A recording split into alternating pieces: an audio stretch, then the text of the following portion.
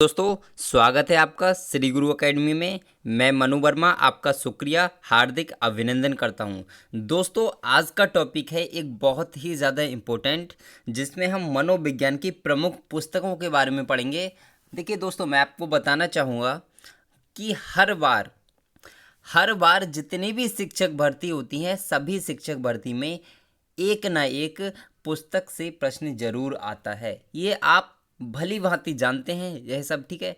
अभी भी आपने देखा होगा कि जो हमारा यूपी टेट का एग्ज़ाम हुआ था, उसमें भी एक पुस्तक पूछी गई थी गहने की, ठीक है। तो इस तरीके से आप कोई भी एग्ज़ाम उठाकर देख लीजिए, उसमें आपके लिए एक क्वेश्चन जरूर मिलेगा आपकी पुस्तकों से, ठीक है दोस्तों। तो आप उसको ध्यान रखिए। आज सभी पुस्तकों को कवर करेंगे, ज़्यादा से ज़्यादा करने की कोशिश करेंगे। मैंने इसमें 30+ दोस्तों यहाँ पर पुस्तकें ली हुई हैं जो मोस्ट इम्पोर्टेंट हैं, ठीक है। वैसे तो दोस्तों बहुत सारी पुस्तकें लिखी गई हैं मनोविज्ञान में, कई सारे राइटर्स ने लिखी हैं, मनोवैज्ञानिक ने, लेकिन जो मोस्ट इम्पोर्टेंट हैं वो मैंने 30+ मान लीजिए 30, 32, 33 ऐसी होंगी, इससे ज़्यादा नहीं है, ठीक है दोस्तों। और ट्रिक के माध्यम से समझेंगे जिससे कि सारी चीज़ें हमारे माइंड में सेट हो जाएं, ठीक है दोस्तों। तो बताइए, आप सभी लोग तैयार हैं ना? तैयार हैं तो एक लाइक करिए, फिर हम स्टार्ट करते हैं। लाइक करिए दोस्तों, फिर हम फटाफट से स्टार्ट करते हैं। तो चलिए स्टार्ट करते हैं। तो सबसे पहले हम बात करते हैं यहाँ पर दोस्तों, हमारी जो पहली पुस्तक है वो है a mind that found. A mind that found की बात करते हैं तो मोस्ट इम्पोर्टेंट, इसको मोस्ट इम्पोर्टेंट लगा लीजिए दोस्तों। इस पुस्तक के लेखक जो हैं वो हैं आपके क्लिफोर्ड बियर्स। कौन है दोस्तों? क्लिफोर्ड बियर्स हैं। इनकी पुस्तक का नाम है a mind that found. A mind that found. अब एक सिंपल सी ट्रिक बताऊं दोस्तों, मज़ेदार वाली, आप कहोगे वाकई में मज़ा आ जाएगा। और कुल मिलाकर अगर सही बोलूं तो जितने भी हमारे भाई लोग हैं ना, उनको तो कभी नहीं भूलेंगे वो लोग, ठीक है। अब एक बात बताइए, ये क्या लिखा हुआ है? बियर्स। आप लोग बियर मतलब बहुत सारे लोग ऐसे होंगे जो बियर पीते होंगे इसमें, ठीक है। बुरा मत मानना, पर होते हैं कुछ लोग जो बियर पीते हैं, आपने देखा होगा। तो बियर पीने वाले लोग क्या कहते हैं कि अरे यार बियर दे दो, मतलब दारू दे दो, माइंड सेट हो जाएगा थोड़ा सा, या फिर माइंड डिस्टर्ब हो जाएगा। तो इस तरीके से आप बोलते हैं। तो बियर से आप ए माइंड को आप रिलेट कर सकते हैं, आप लाइफ में कभी नहीं भूलेंगे, ठीक है। क्लिफोर्ड बियर्स क्या होता है, यानी कि बियर जो होती है वो माइंड को सेट कर देती है एकदम से, इतना आप समझ लीजिए, ठीक है। तो बस याद हो गया क्लिफोर्ड बियर्स ने क्या लिखा है, तो ए माइंड दैट फाउंड। बस सिंपल सी चीज़ यार, याद हो गई, कोई टेंशन वाली बात ही नहीं है। अब चलते हैं नेक्स्ट पुस्तक पर, ठीक है। बहुत ही सिंपल तरीके से बताऊंगा दोस्तों, ऐसा मेथड बताऊंगा ना जो आपके माइंड में एकदम से कहते हैं ना घर कर गया, वो वाली चीज़ मैं आपको कराऊंगा आज, ठीक है। दूसरा है दोस्तों the principles of teaching method. The principles of teaching method की बात करते हैं तो यहाँ पर वो आता है दोस्तों पिंसेट। इसके लेखक हैं पिंसेट, इसके लेखक हैं दोस्तों। बहुत ही इंपॉर्टेंट पुस्तक है ये। और इसको कैसे रिलेट कर सकते हैं दोस्तों, ठीक है, कैसे रिलेट कर सकते हैं दोस्तों, तो आप ध्यान रखिए। यदि हमें टीचिंग मेथड बनाना है, यदि हमें टीचिंग मेथड बनाना है तो उसके लिए क्या करना पड़ेगा दोस्तों? बुक्स का सेट लेना पड़ेगा। क्या करना पड़ेगा? बुक्स का सेट लेना पड़ेगा दोस्तों, तभी तो आप बना सकते हो। टीचिंग मेथड जब आप बनाओगे तो बुक्स का सेट लेना पड़ेगा, उसमें से कई सारी खोजबीन करनी पड़ेगी, तभी आप कर पाओगे। तो दी प्रिंसिपल्स ऑफ टीचिंग मेथड जो है उसके लेखक कौन है, तो आप कहोगे पिंसेट, ठीक है दोस्तों।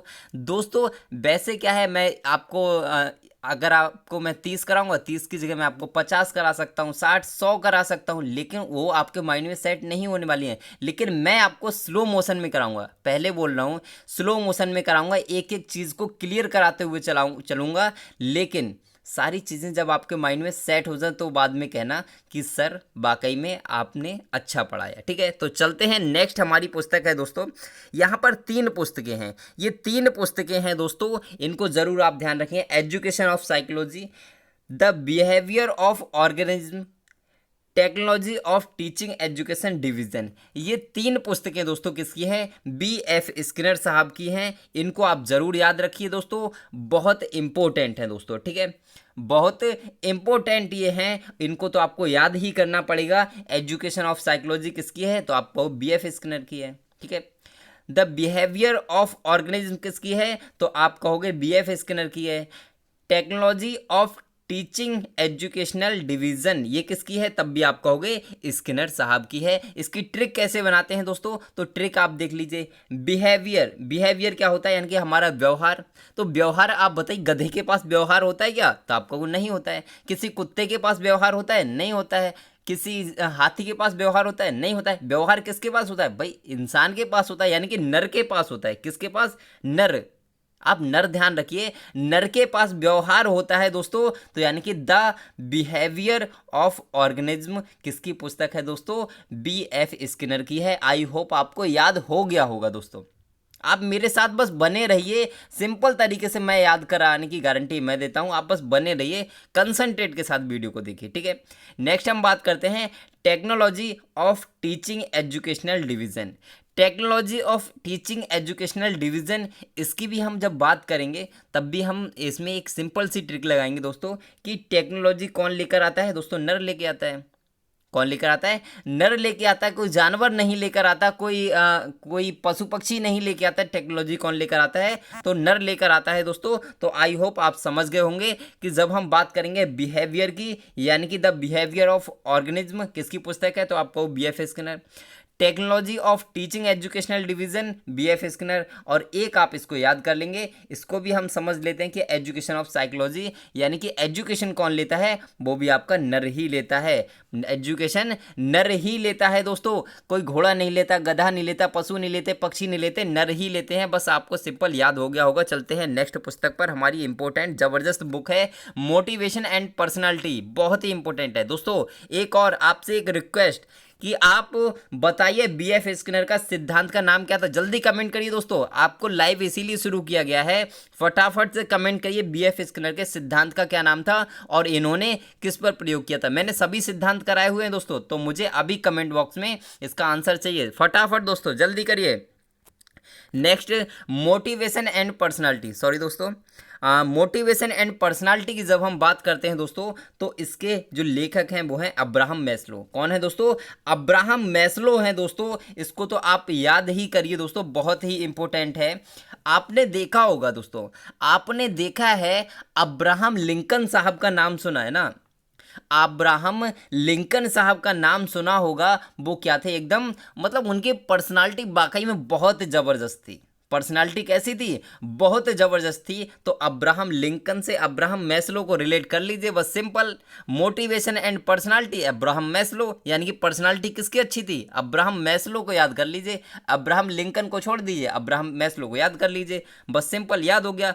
अब एक और बताइए कि अब्राहम मैस्लो जो थे उनके सिद्धांत का क्या नाम था? तो आप बताइए कमेंट करके। चलिए मैं ही बता देता हूं। आवश्यकता का सिद्धांत था इनका, ठीक है। इन्होंने कितने चरण बताए? कमेंट करके फटाफट से बताइए दोस्तों, जल्दी करिए। आपके लिए मैंने लाइव इसीलिए शुरू किया है कि मैं भी आपके लिए साथ साथ क्वेश्चन भी देता चलूँ, ठीक है। नेक्स्ट है the teacher health. The teacher health की बात करते हैं। ये दोस्तों मोस्ट इंपॉर्टेंट, ये मोस्ट इंपॉर्टेंट पुस्तक है। द टीचर हेल्थ की बात करते हैं तो टर्मन। कौन है दोस्तों? टर्मन। कौन? टर्मन। अब दोस्तों याद कैसे रखेंगे इसके लिए? द टीचर हेल्थ, बहुत ही सिंपल दोस्तों ट्रिक बताने वाला हूं। अब बताइए दोस्तों, हेल्थ किसको नहीं चाहिए? हेल्थ किसको नहीं चाहिए दोस्तों? तो हेल्थ हर मैन को चाहिए। हेल्थ हर मैन को चाहिए, यानी कि टर्मैन को चाहिए, हर मैन को चाहिए, टर्मैन को चाहिए, हर मैन को चाहिए। यानी कि द टीचर हेल्थ किसकी पुस्तक है? तो आपको टर्मैन की पुस्तक है। दोस्तों ट्रिक अच्छी लग रही हो तो एक लाइक तो बनता है दोस्तों, लाइक कर दीजिए अगर अच्छी लग रही हो तो, ठीक है। नेक्स्ट बात करते हैं बिहेवियरिज्म। बिहेवियरिज्म और एक पुस्तक है psychology from the stand point of a behaviourism, ठीक है। तो ध्यान रखेंगे जब भी आप बात करेंगे बिहेवियरिज्म की, बिहेवियरिज्म की जब भी बात करेंगे तो आप इसको याद कर लीजिए। J.V. वॉटसन का नाम आता है बिहेवियरिज्म में, ठीक है। तो आप याद रखेंगे J.V. वॉटसन, ठीक है, नाम याद रखेंगे, बहुत ही इंपॉर्टेंट। ये बुक्स भी इंपॉर्टेंट है, ये तो मोस्ट इंपॉर्टेंट है, ऊपर वाली और नीचे वाली भी इंपॉर्टेंट है, बट जो बिहेवियरिज्म है वो बहुत इंपॉर्टेंट है। तो ध्यान रखेंगे J.V. वॉटसन की पुस्तक का नाम। चलते हैं दोस्तों, और J.B. वॉटसन को व्यवहारवाद का जनक भी कहा जाता है दोस्तों, तो आप इसको ध्यान रखिए, ठीक है। नेक्स्ट हम बात करते हैं principles of psychology. Principles of psychology most important, ये तो मोस्ट इम्पोर्टेंट दोस्तों, इसको छोड़ना मत। किसी को नहीं पता हो, वैसे तो पता होगा, क्योंकि मैं समझता हूँ देखिए एक चीज़ मैं आपके लिए बताना चाहूँगा कि आपने सुना है ना, एक बहुत अच्छी सी लाइन सुनी होगी कि किसी विद्वान को बताने से कोई फ़ायदा नहीं है, किसी विद्वान को ज्ञान देने से कोई फायदा नहीं है। तो मैं आपके लिए विद्वान मानता हूँ, और हालांकि आप विद्वान हैं लेकिन उसे ज्ञान नहीं देना है, लेकिन रास्ता तो बताना है ना दोस्तों। तो मैं आपको ज्ञान नहीं दे रहा हूँ, आपको रास्ता बता रहा हूँ, आपको रास्ता बता रहा हूँ। आपके पास ज्ञान भरपूर है, आई होप, मैं जानता हूँ बहुत अच्छे से इस चीज़ के लिए, ठीक है। आप बहुत अच्छा कर सकते हैं, इतनी मेहनत की है तभी तो यहाँ तक आ चुके हैं आप, ठीक है। आप मेरे साथ कंटिन्यू इसी तरीके से बने रहिए और अपनी थोड़ा सा मेंटल एबिलिटी को ज़रूर बढ़ाइए, ठीक है दोस्तों। तो यहाँ पर बात करते हैं प्रिंसिपल्स ऑफ साइकोलॉजी, और दूसरी पुस्तक है psychology of the study of men's. अब दोस्तों यहाँ पर बात करते हैं, तो यहाँ पर हम देखते हैं दोस्तों, इसको समझ लीजिए। प्रिंसिपल्स ऑफ साइकोलॉजी की बात करते हैं। अब विलियम जेम्स कौन है? तो मनोविज्ञान के जनक हैं, आधुनिक मनोविज्ञान के जनक विलियम जेम्स हैं, इसको भी आप ध्यान रखिए, ठीक है। और यहाँ पर बात करते हैं प्रिंसिपल्स ऑफ साइकोलॉजी, इनकी पुस्तक का नाम है psychology of the study of men's. अब देखिए मेंस क्या करता है, मैन क्या करता है, तो गेम खेलता है। क्या करता है? गेम खेलता है। आपने देखा होगा कि मैन क्या करता है, गेम भी खेलता है। आपने बहुत अच्छे तरीके से देखा है कि मैन गेम्स खेलता है। तो जेम्स मत ध्यान रखिए, गेम्स ध्यान रखिए। जेम्स को गेम से समझ लीजिए, आपको याद हो जाएगा, कोई दिक्कत नहीं होगी। तो प्रिंसिपल्स ऑफ साइकोलॉजी और दूसरी पुस्तक थी psychology of the study of men's. ये दोनों पुस्तक विलियम जेम्स की हैं, और विलियम जेम्स को आधुनिक मनोविज्ञान का जनक कहा जाता है। आई होप आपको सारी चीज़ें समझ में आ गई होंगी। नेक्स्ट हम बात करते हैं चाइल्ड साइकोलॉजी, किसकी पुस्तक का नाम है, इंपॉर्टेंट है दोस्तों, मोस्ट इंपॉर्टेंट, तो ध्यान रखेंगे। चाइल्ड साइकोलॉजी आपकी जो है वो ईवी हरलॉक की पुस्तक का नाम है। अब देखिए यहाँ पर भी एक ट्रिक लगाएंगे हम दोस्तों, ठीक है।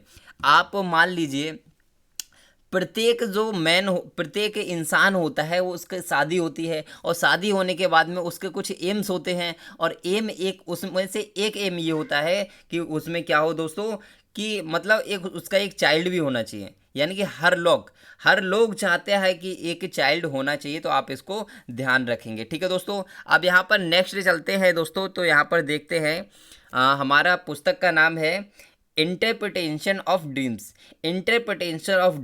और दूसरी है आउटलाइन ऑफ साइकोलॉजी, और तीसरी है आपकी बियॉन्ड द प्लेजर प्रिंसिपल्स। ये आपकी 3 पुस्तकें ऐसी हैं जो आपकी सिगमंड फ्राइड जी ने दी हैं, जो आपके लिए बहुत ही ज़्यादा इंपॉर्टेंट है। जिसमें से आपको ये वाली बीच वाली आपको बिल्कुल नहीं भूलनी, ये वाली बिल्कुल नहीं भूलनी। ये वाली एक बार के लिए भूल जाते हो कोई बात नहीं, लेकिन आपको जो ये वाली है आउटलाइन ऑफ साइकोलॉजी और बियॉन्ड द प्लेजर प्रिंसिपल्स, इन दोनों को भली भांति याद रखना है। और सिगमंड फ्राइड के सिद्धांत का नाम कमेंट करिए दोस्तों जल्दी से, फटाफट, मुझे अभी चाहिए। कमेंट बॉक्स में जितने भी बच्चे लाइव देख रहे हैं ना, सभी का भी आंसर चाहिए, ठीक है दोस्तों। अब चलते हैं दोस्तों, आगे देखते हैं। इसकी भी ट्रिक चाहिए आपको क्या? अरे भाई, हर किसी की ट्रिक थोड़ी चाहिए, थोड़ा बहुत माइंड में भी सेट करो, ठीक है। थोड़ा माइंड में भी सेट करो, दिमाग चलाओ यार, ठीक है। चलते हैं दोस्तों।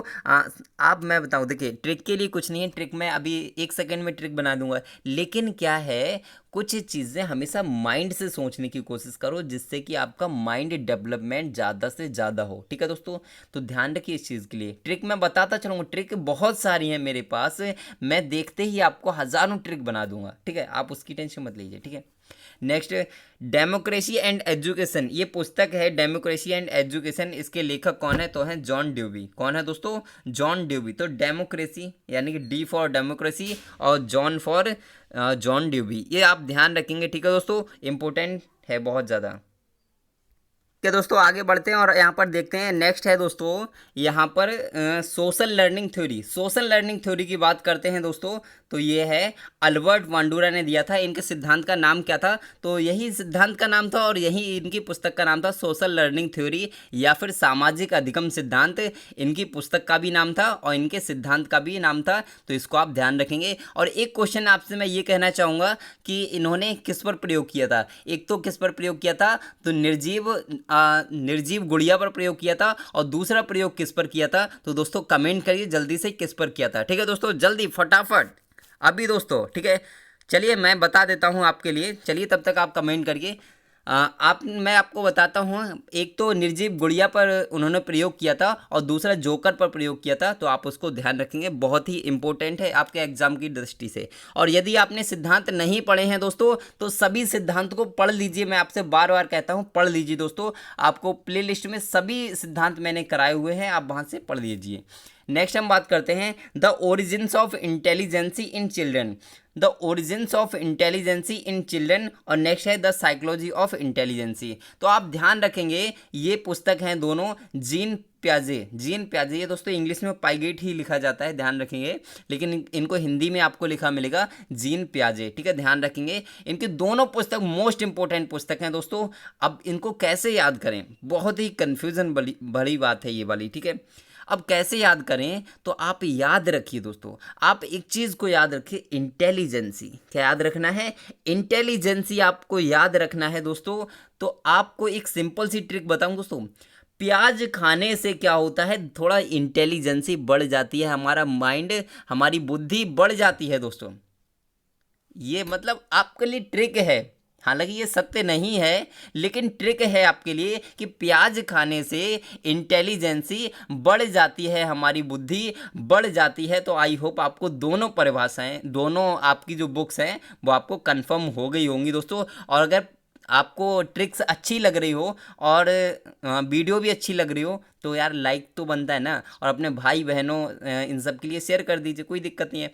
नेक्स्ट क्वेश्चन, जीन प्याजे का सिद्धांत का क्या नाम था, ये कमेंट करिए, ठीक है, कमेंट करिए दोस्तों फटाफट से। मैं आपसे इसलिए पूछता जा रहा हूँ जिससे कि आप अच्छे से इन सारी चीज़ों को करते हुए चलें और आपको सारी चीज़ें एकदम से रिमाइंड होती हुई चलें, इसीलिए मैं आपसे पूछता हूँ। आप फटाफट से कमेंट जरूर करिए दोस्तों। आपसे रिक्वेस्ट है मेरी, जितने भी लोग वीडियो देख रहे हैं ना, आप कमेंट जरूर करिए दोस्तों फटाफट। नेक्स्ट हम बात करते हैं एमिल और social contract.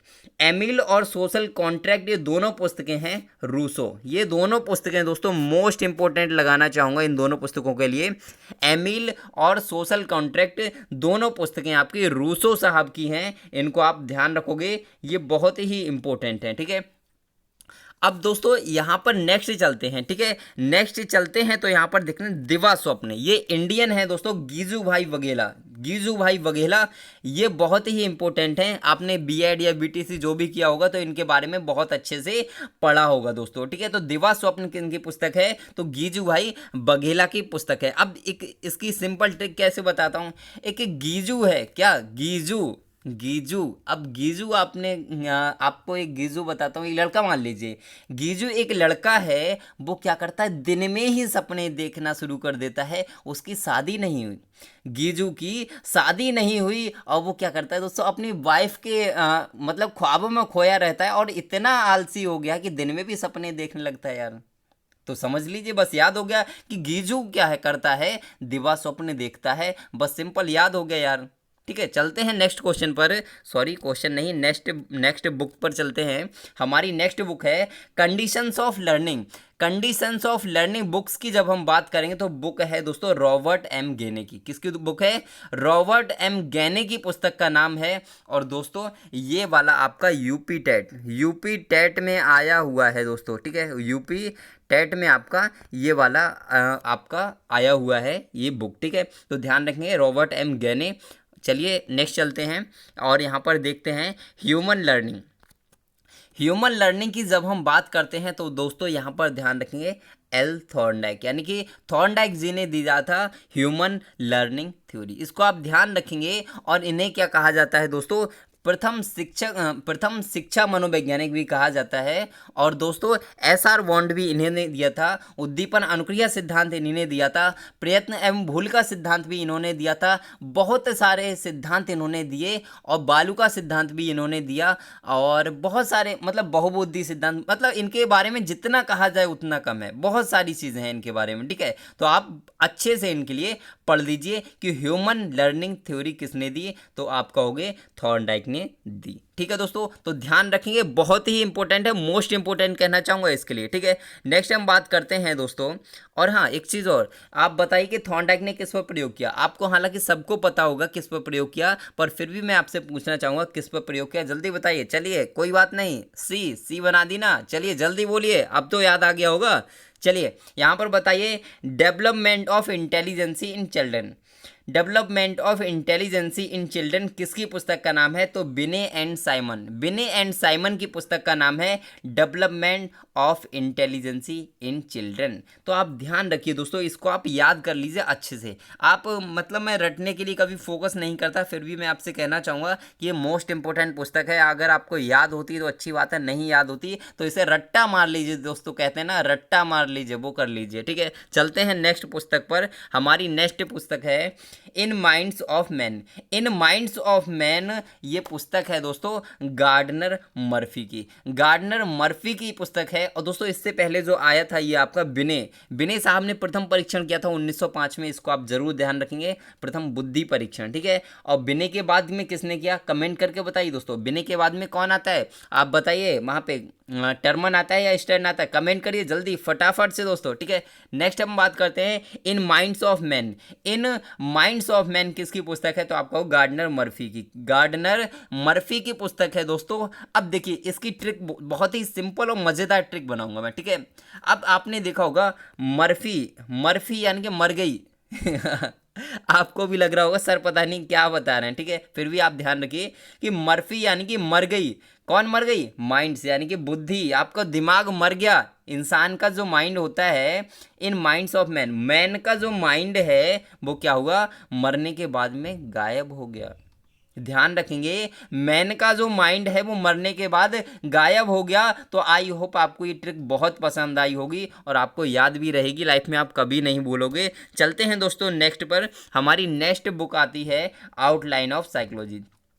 Outline of psychology most important पुस्तक है दोस्तों, मोस्ट इंपोर्टेंट पुस्तक outline of psychology William McDougall की है। विलियम मैकडूगल की पुस्तक का नाम है और विलियम मैकडूगल ने आउटलाइन ऑफ साइकोलॉजी में एक शब्द का बात की थी, एक शब्द के बारे में बात की थी और प्रथम बार उस शब्द का प्रयोग इन्होंने ही किया था। अब दोस्तों आपको बताना है दोस्तों विलियम मैकडूगल ने किस शब्द का प्रयोग किया था प्रथम बार। मैंने आपके लिए सिद्धांत में कराया है दोस्तों, इसीलिए आपसे बार बार पूछ रहा हूँ। ठीक है, यदि आपने सिद्धांत नहीं देखे तो देख लीजिए, बार बार आपसे रिपीटेशन में कहता हूँ मैं ये। ठीक है, नेक्स्ट हम बात करते हैं इमोशनल इंटेलिजेंसी।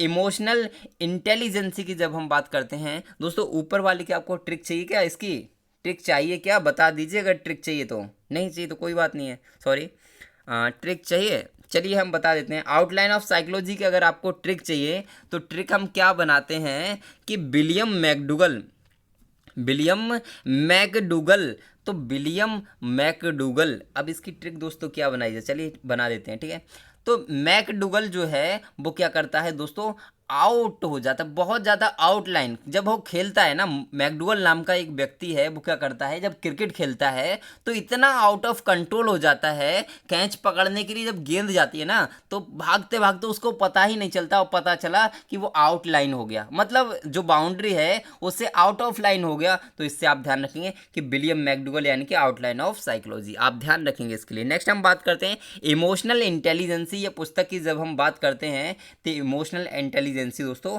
गोलमैन ने दी थी। किसने दोस्तों? गोलमैन ने दी थी। अब आप ध्यान रखेंगे, एक गोलू नाम का मैन है, वो क्या करता है बहुत इमोशनल हो जाता है। किसको लेकर? अपनी बुद्धि को लेकर, इंटेलिजेंसी को लेकर बहुत इमोशनल रहता है, बेचारा बहुत परेशान है। अगर आप में से किसी का नाम गोलू हो तो दोस्तों परेशान होने की ज़रूरत नहीं है, आप ठीक है, आप समझिए बस। ठीक है, नेक्स्ट हम बात करते हैं एडोलसेंस, मोस्ट इंपोर्टेंट पुस्तक एडोलसेंस। एडोलसेंस की बात करते हैं दोस्तों तो स्टेनले हॉल, स्टेनले हॉल ने क्या कहा था दोस्तों, जो किशोरावस्था है उसे क्या कहा था, तो तनाव तूफान की अवस्था कहा था, तनाव और तूफान की अवस्था स्टेनले हॉल ने कहा था। किसको? एडोलसेंस को, यानी कि किशोर अवस्था को। तो आप ध्यान रखेंगे, बहुत ही इंपॉर्टेंट है ये परिभाषा। ठीक है दोस्तों, चलते हैं दोस्तों नेक्स्ट पुस्तक पर। हमारी नेक्स्ट पुस्तक है हिंदू साइकोलॉजी। हिंदू साइकोलॉजी ये भी मोस्ट इंपोर्टेंट कहना चाहूँगा दोस्तों। हिंदू साइकोलॉजी की जब हम बात करते हैं तो अखिलानंद, अखिलानंद क्या है? हिंदू। तो हिंदू, अंकी बिंदी इसमें भी आ रही है, अंकी बिंदी इसमें भी आ रही है, हिंदू नंद, हिंदू नंद, हिंदू नंद, बस याद हो गया यार, काहे टेंशन ले रहे हो। तो हिंदू साइकोलॉजी किसकी पुस्तक का नाम है? तो अखिलानंद जी की पुस्तक का नाम है। आई होप आपको समझ में आ गया होगा। नेक्स्ट मोस्ट इंपोर्टेंट, इसको भी मैं मोस्ट इंपोर्टेंट कहना चाहूँगा दोस्तों, फिनोमेना।